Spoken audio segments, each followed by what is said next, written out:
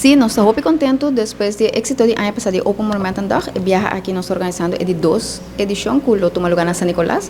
Nós também celebrar um tique de história de São Nicolás e o monumento de São Nicolás. Onde é monumento não, edifício histórico, lota abrir. Nós temos 6 em total que lota abrir, maneira por exemplo, Watertoren, Uncle Louis Store, Nicolás Store, mas também nós temos casita de Kunuku, de promecas de Kunuku de São Nicolás, que lo abre suporta na dia aqui com forno original ainda. Nós generamos por bem o aqui, nós temos casita de palo de Félix e onde tour e monumento não tem diferentes atividades. Abrilo vai ter 6, mas também nós lo põe atenção e conta a história também de diferentes edifícios que não pode abrir se a pessoa está em mau estado ou não está será abandonado não pode abrir não.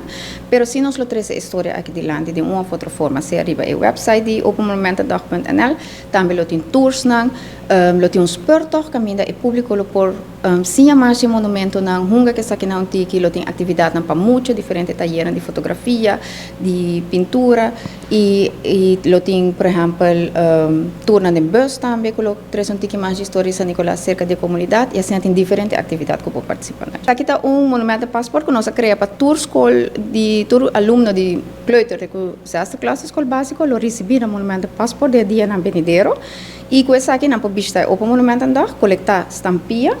Cada monumento que poderia por coletar estampilha e assina na final tem diferentes prêmios que não por ganhar também. Essa aqui é uma maneira que nós que 13 história também de diferentes monumentos, de história de Aruba, e rol importante que o monumento não está como parte essencial de nossa cultura e assim nós quer 13 a comunidade também em contato com os monumentos, de diferentes atividades. Sim, o monumento andar lo dia 1 de junho de 10 horas para 5 horas, para 10 horas mais exatamente nós lo tem abertura e tem diferentes atividades que vou participar com o por exemplo, exposição, leitura, taller, tanto para muitos como para gente grande.